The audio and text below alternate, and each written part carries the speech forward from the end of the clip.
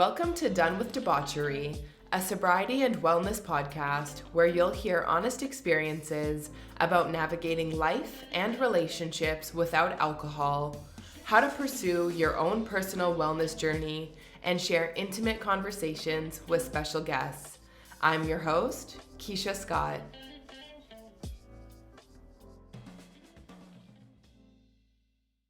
Hello, and welcome back to another episode of Done with Debauchery. I cannot believe that we're officially on a Christmas countdown. I honestly feel like the last month has just flown by, and I am in no way prepared for the fact that Christmas is only 4 days away. I just bought my first Christmas gifts yesterday for my two nieces. Luckily, it was express shipping, so they actually arrived today. So they will have presents from me for Christmas. The last few weeks have been really busy for me, and you may have noticed that there was no episode last week. That was not something that was intentional. I really wanted to put an episode out, but didn't have time to put together a thoughtful or meaningful episode. And I really like all of the Done with Debauchery episodes to have a purpose. I'm not putting out content just for the sake of putting it out. It really does come from my heart. So yeah, unfortunately, last week we skipped an episode, but I'm back this week, and I have one more episode next week for you, just to wrap up the end of the year and to lead us into dry January. I also feel like I've been a little absent from the Done with Debauchery Instagram and TikTok pages. And again, it's not something that is intentional. I just feel like the last month has been so crazy. I've had other things going on in my personal life. I'm going through a job search for a new job, and I've been having an insane amount of interviews. So that's taken up a lot of my time and really has had to take priority over Instagram. But I do have some fun content that I'm going to be pushing out over the next couple weeks before the holidays or before the end of the year. So keep your eyes open for that. As for what I've actually been up to, I recently planned and threw my holiday party. It was for Toronto sober girls and girls who are sober curious. It was such a hit. So that just took place this past Friday, December 16th. It was honestly so much fun. I will post some pictures and videos on Instagram, but it was such an amazing night. All the women that came were so friendly. Everyone was so welcoming. I feel like everybody made new connections and new friendships. Total, it turned out to be about 15 women, but it was honestly the perfect amount. Like, it gave us a chance to really be able to talk and have personal conversations and get to know the people that were there more than just a surface level. It's so funny because the room that we had the party in was actually 2 rooms attached. It's a party room, and one had a beautiful couch, a fireplace, and a couple chairs, and then we had the kitchen where we set up all the food. Everybody brought something. There was unlimited things to eat. We had unlimited desserts, and then a full table of non-alcoholic drinks. So everybody obviously just flocked to the food and the drink area. So we had this huge wide open space for everyone to mix and mingle, but everyone stayed so tight in this small area, which I feel like everyone just wanted to be close to each other and just have that sense of community. And I feel like we really had it on Friday. So that was amazing. If you are in Toronto, you're sober or sober curious, and you're interested in possibly attending something in the future, shoot me a message on Instagram at Done with Debauchery, and I'll add you to my list.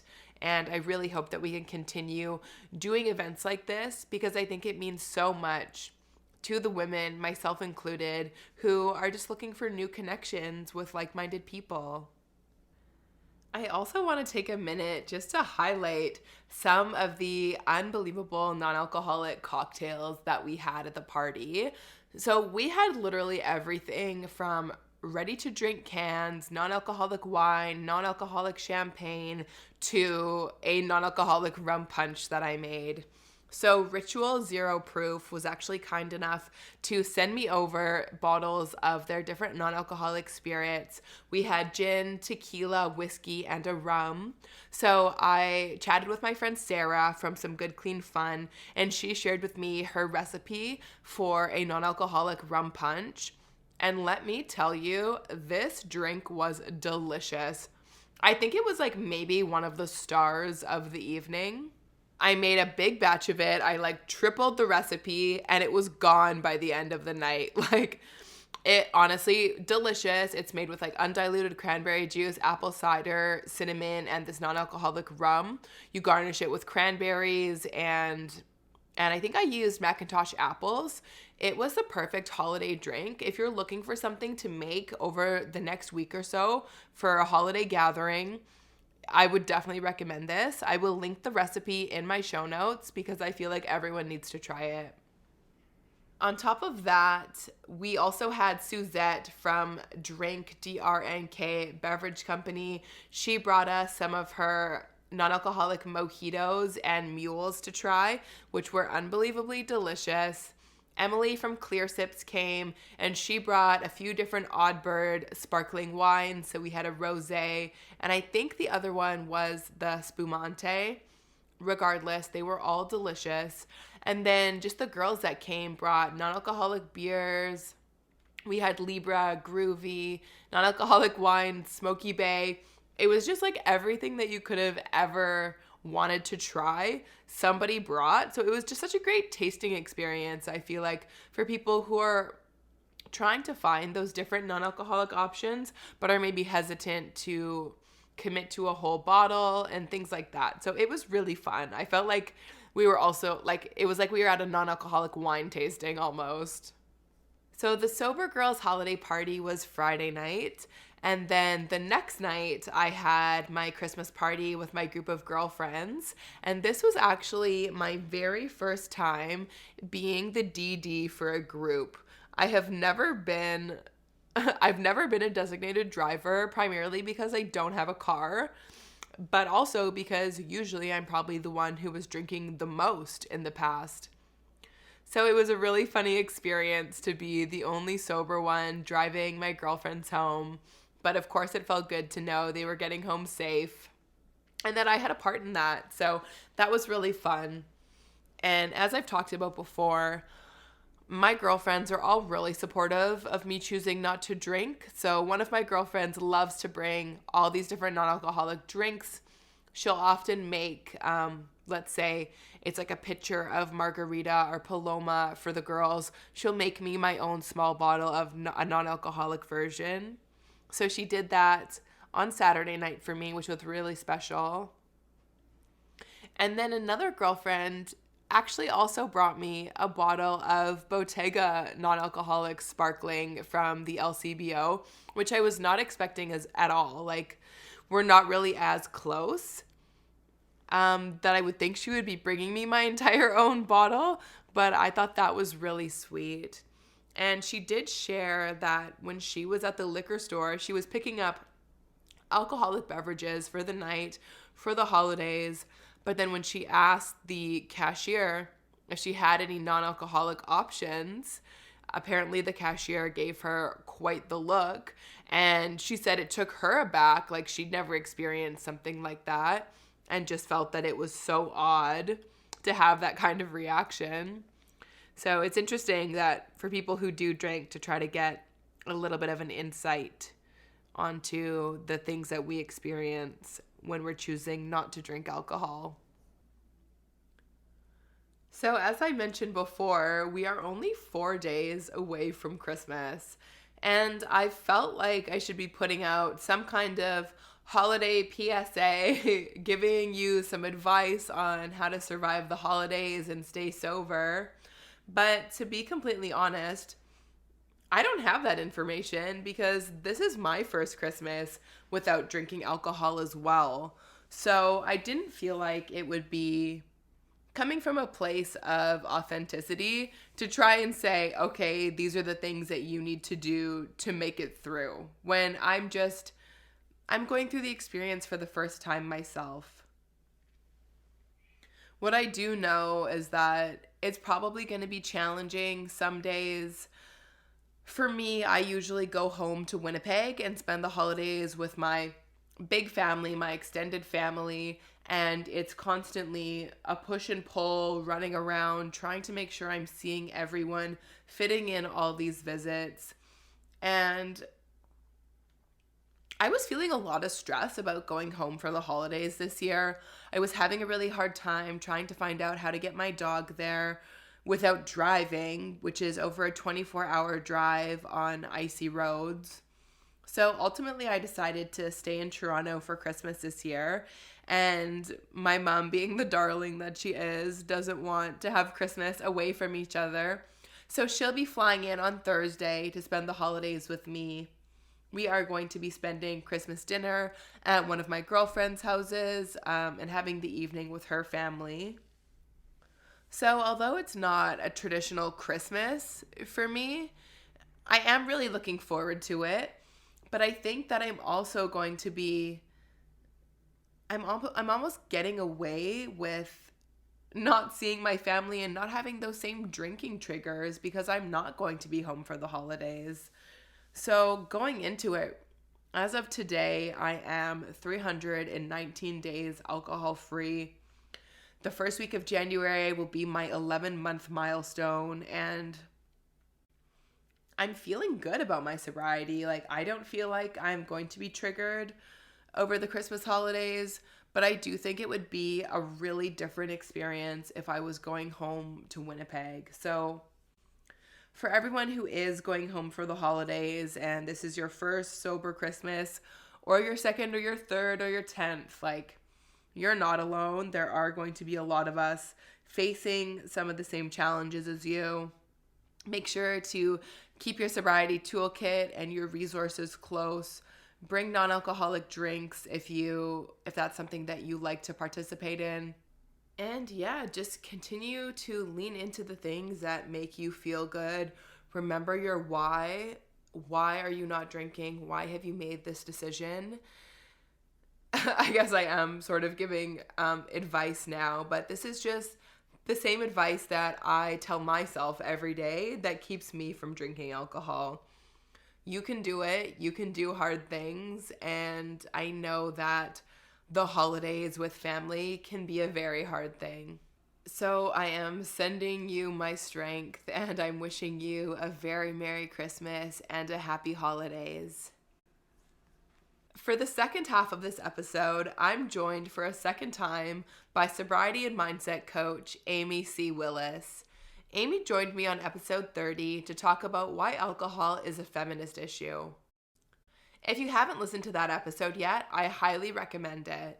If you want to learn more about Amy's experience with alcohol abuse, what it was like growing up, and her life in sobriety now, you want to check out episode 30 because we don't get as deep into those details in this week's episode. This week, Amy and I are discussing substance use issues and addiction within the 2SLGBTQ+ community. Amy leads the conversation this week, and she brings a lived experience to the topic. On top of that, she brings facts and statistics that are alarming to hear. But this is a conversation that is important to have. Without further ado, let's get into it.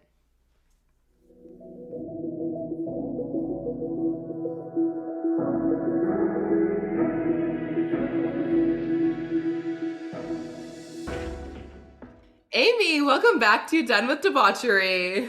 Oh, thank you. I'm so excited to be here again.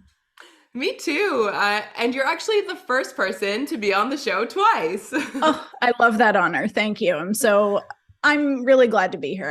I loved our last conversation. I'm super excited about this conversation. So it's an honor. Absolutely. So our last conversation was such a good one. We talked in great detail about alcohol as a feminist issue, how and why big alcohol companies are targeting women, but we just had so much more that we wanted to talk about. There was no time, which is why we're back here today, part 2 of our beautiful conversation.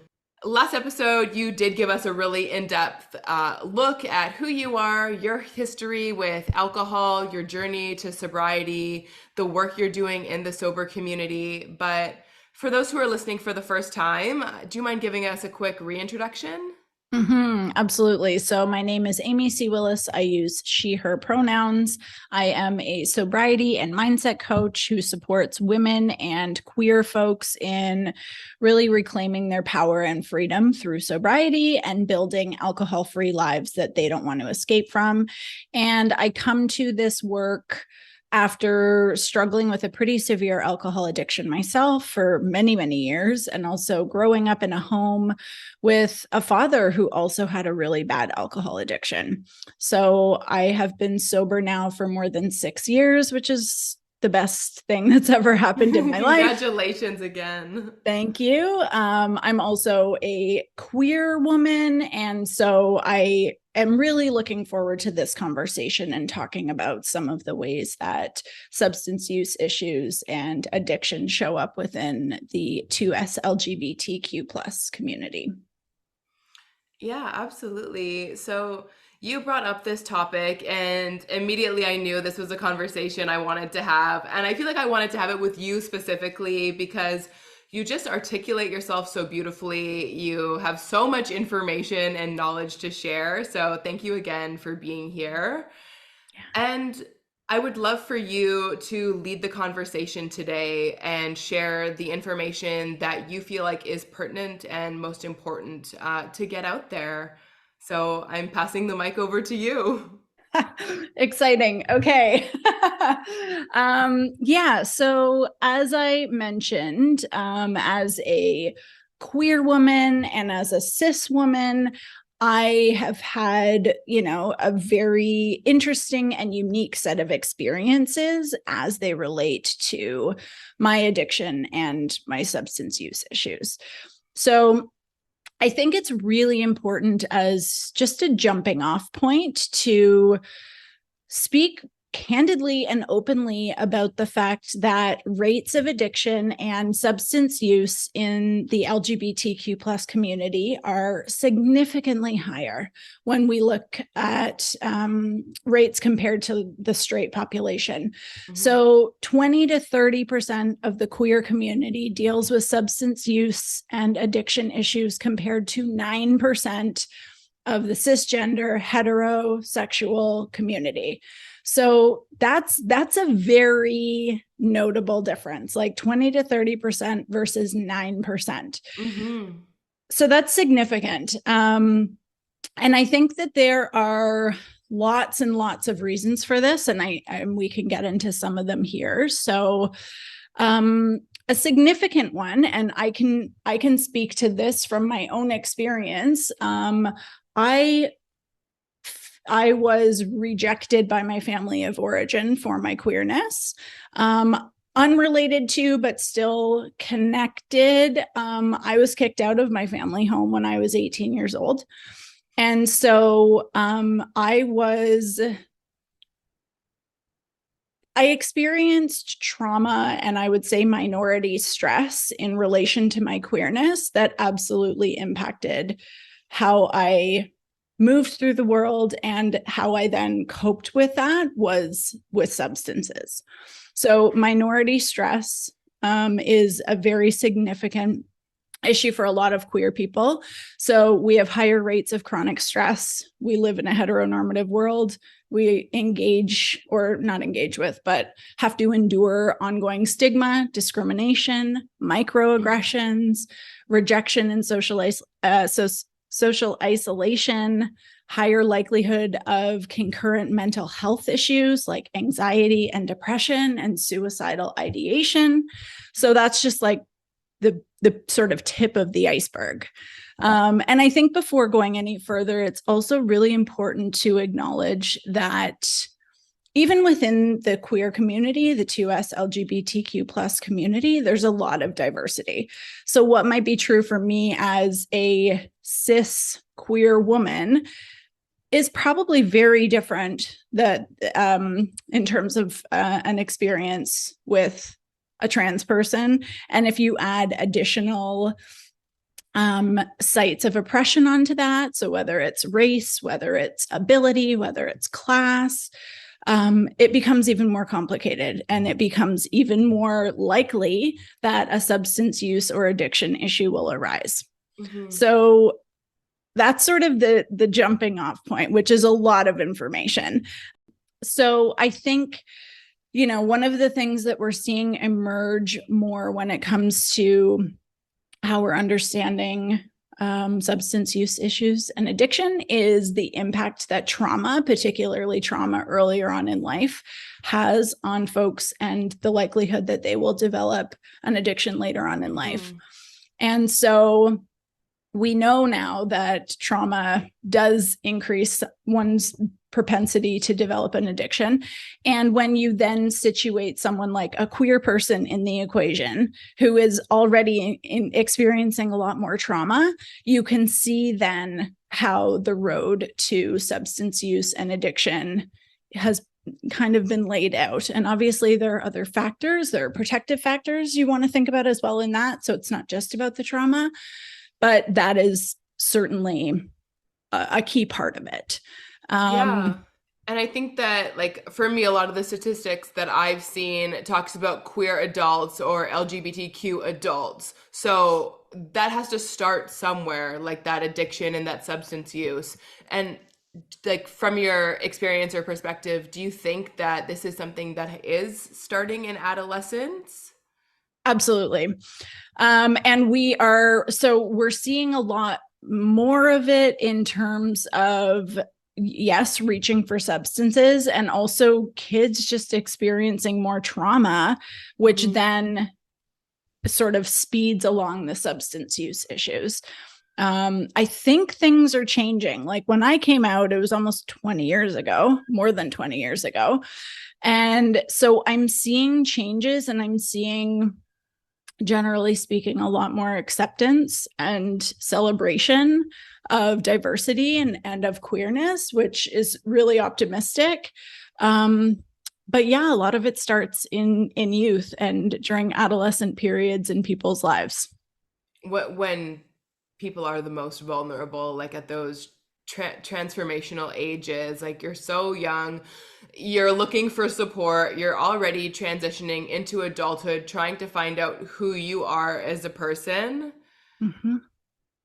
Yeah. And then also facing like additional levels of discrimination because of who you are. Yeah, absolutely. Absolutely. Like where we live, there's an organization called Covenant House, and all they do is housing for youth and adolescents. And that organization has been in existence for as long as I've been here, so more than 20 years. And I would imagine that they are bursting at the seams, because there will always be a need, because for queer kids, oftentimes home is not a safe place. And so when you don't have a job because you're 14 or whatever, your options are extremely limited. And it's no wonder. And again, here in Toronto, the population of folks who are experiencing homelessness is huge. And a lot of those folks are youth. Yeah, like you see it every day here on the streets. Yeah. And I think that it also speaks to just like the inadequate amount of safe spaces, like extracurricular activities for kids, for queer kids, places that they can feel included. And hopefully that is changing, like as you mentioned, like as schools are becoming more inclusive and things like that. But yeah, I mean, things are changing, and I think it's slow, and I think that there's still a lot more work to be done. So what I think is really interesting, sort of shifting away from youth in particular, but I do think that that's a really important topic and one that probably deserves a lot more airtime. For many people, gay bars are symbolic and serve as a site of safety and community. And sometimes one of the only safe spaces that exist where you can truly show up and be seen and celebrated for exactly who you are in a world that doesn't celebrate you as you are otherwise, and you are othered through, various points in your life or different areas or buckets of your life, where maybe you don't feel as safe to be seen and celebrated in the same ways. So I think it's really interesting that gay bars are this site of safety for us, and they're also a site where it's very normalized for substances to be consumed. Mm-hmm. And so we walk into these spaces and we are met with community and love and celebration and alcohol and other substances. And I think it becomes complicated because the two then become very enmeshed with each other, and we have those strong associations of love and acceptance and belonging. And it also is heavily tied to drinking and other drugs. Yeah, I'm so glad you brought that up and brought up gay bars, because it's actually something that goes back decades to, I think, being one of the original safe spaces for queer people to go and find community. And it's something that over the years, even in like my time of growing up and going to bars, like that's something that my friends and I, and like my queer friends and I, have always like flocked there. It's somewhere that cisgender women can feel safe, like. But yeah, it's got such a heavy culture, I think, that is tied to alcohol use, substances, heavy substance use. Yeah.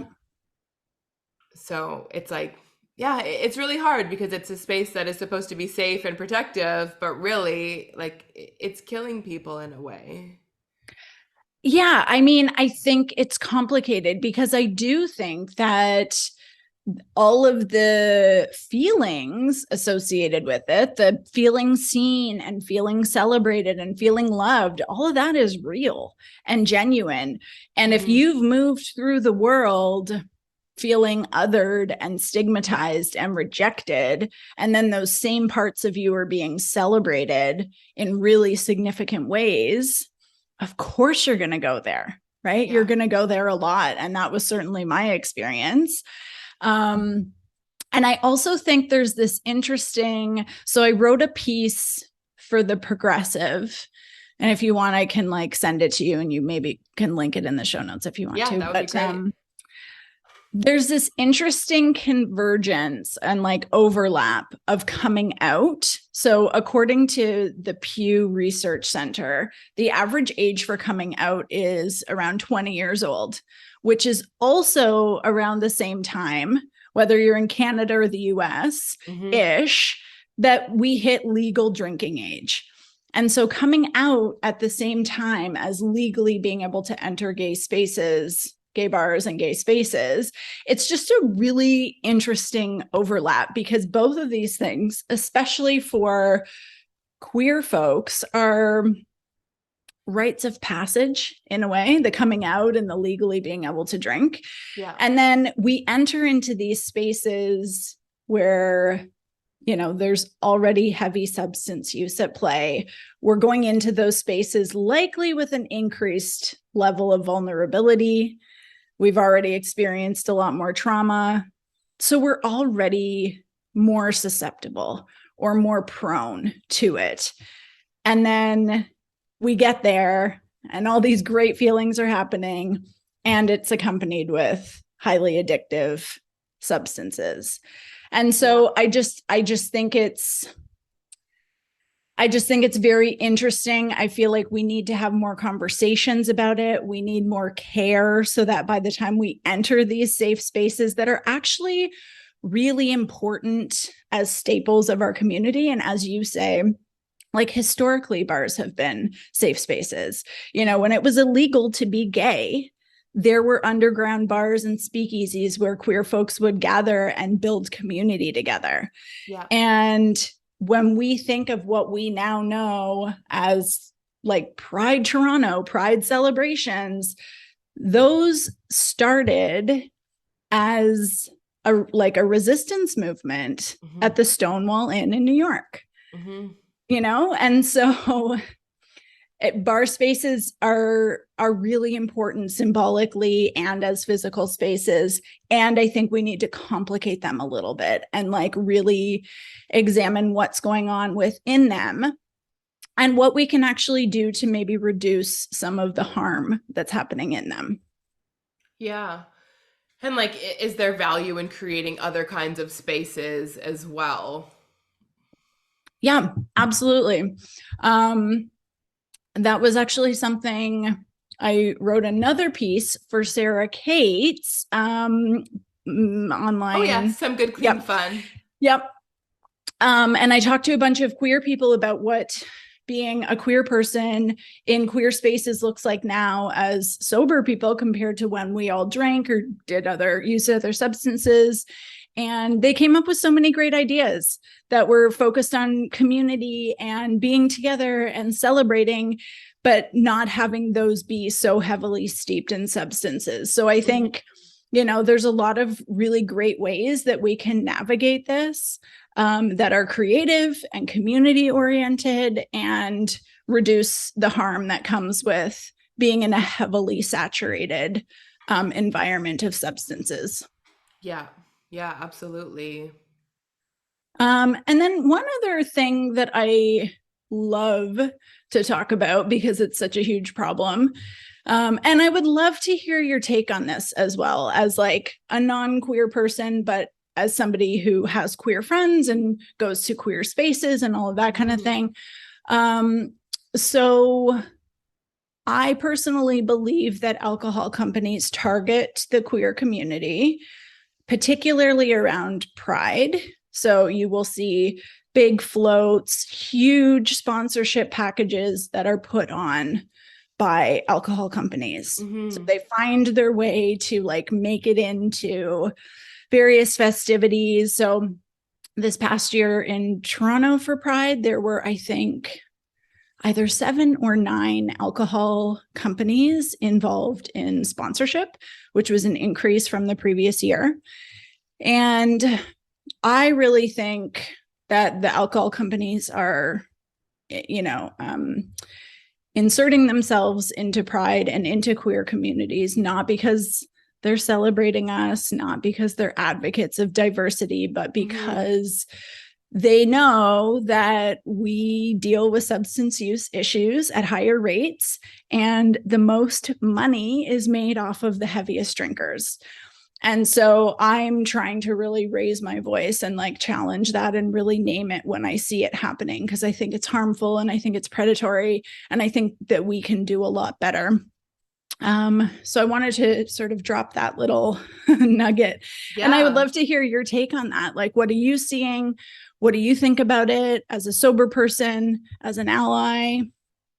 Yeah, and to be completely honest, it's not something that I have noticed, like in particularly with Pride, but like we talked about in our last episode, it's that pink washing, the greenwashing, it's all of these companies slapping on a rainbow flag right before Pride Month and saying, oh no, we've been here the whole time actually supporting you, now buy our products all month.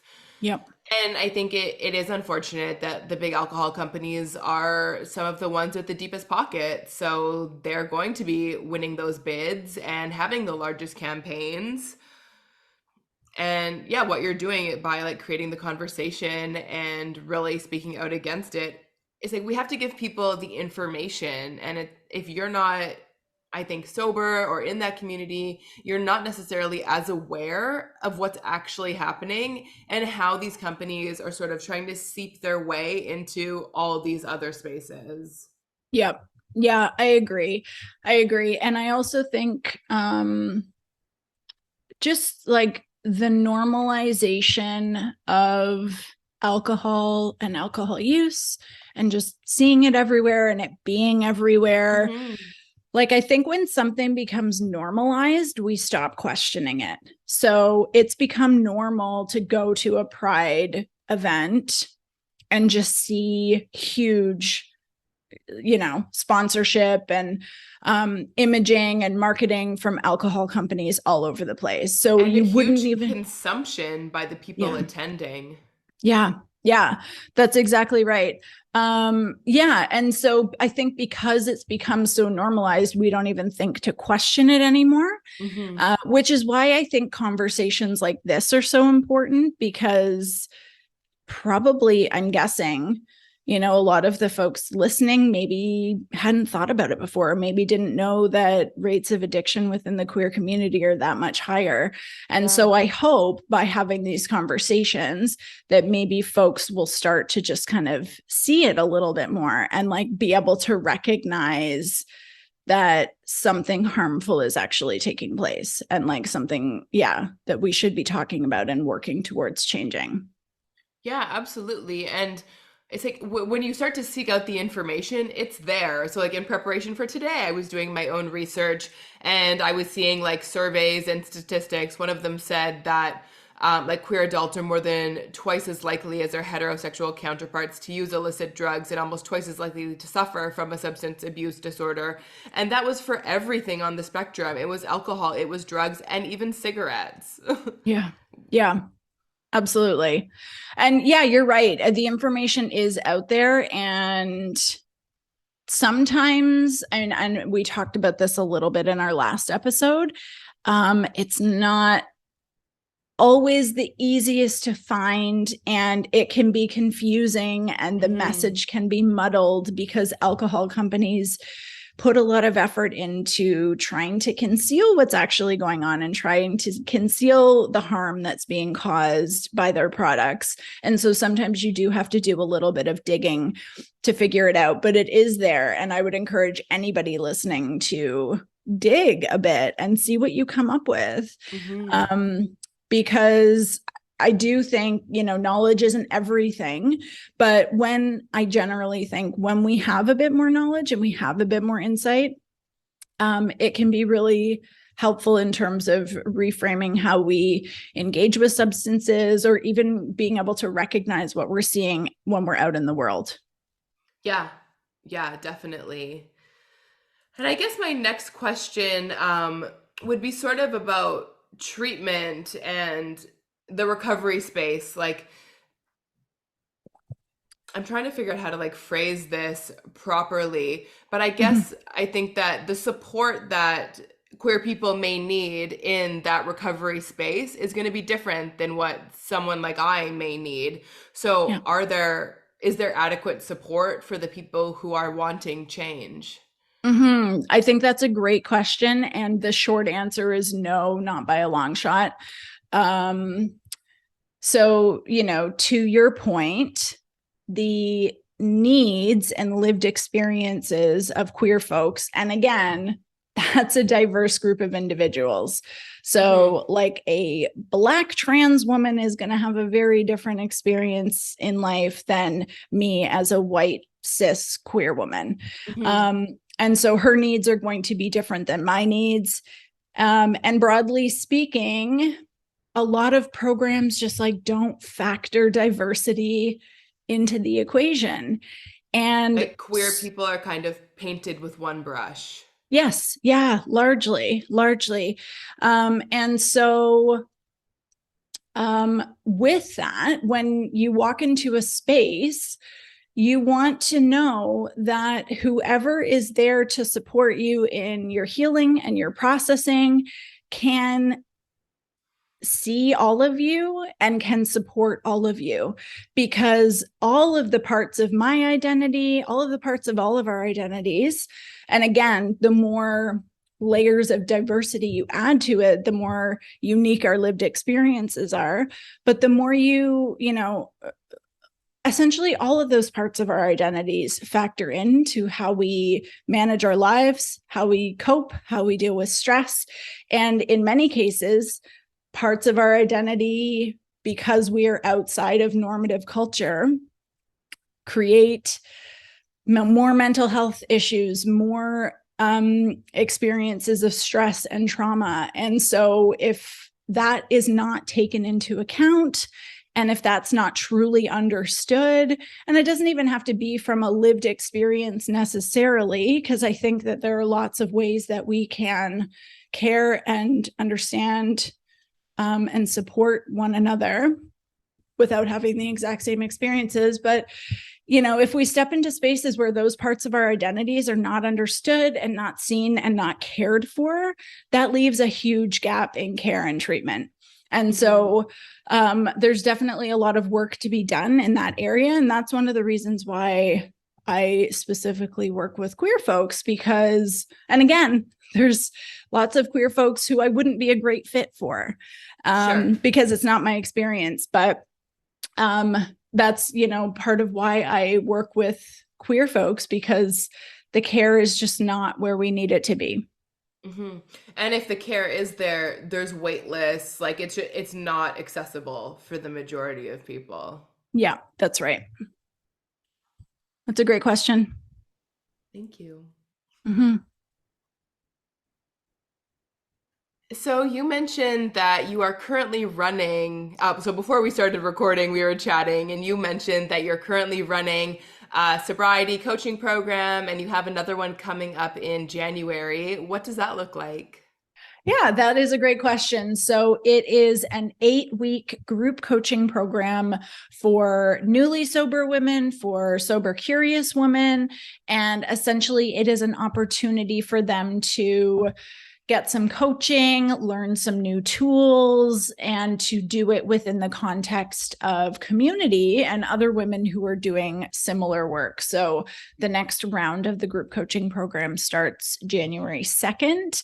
And yeah, for anyone interested in that, I would love to chat with you further. So you can definitely reach out. Yeah, and as always, I will have your website linked in the show notes so people can easily connect with you and find the details of that upcoming program. Perfect. Thank you. Of course. And yeah, I guess let's leave it there for today. I do want to say thank you one more time for coming on the show, bringing your wealth of knowledge. I think that these conversations are so important to have. And I'm happy that we could connect and share the message. Me too. And I'm so glad we got to have this conversation. And thank you for inviting me back and hosting this. I think it's such an invaluable tool for the community. And so I'm happy to participate. And I think that this was a great conversation. And for anyone listening, if you learned something new here, or if you found this to be interesting or helpful, maybe pass it along to somebody who might also learn something new or find something helpful. I think collectively, the more of us who are informed and curious and passionate about what we're talking about, the greater the chances we have of creating change together. This is Keisha signing off on another episode of Done with Debauchery. If you liked what you heard, please share and subscribe. You can also find me at donewithdebauchery.com or follow along on Instagram at donewithdebauchery. Thanks for listening.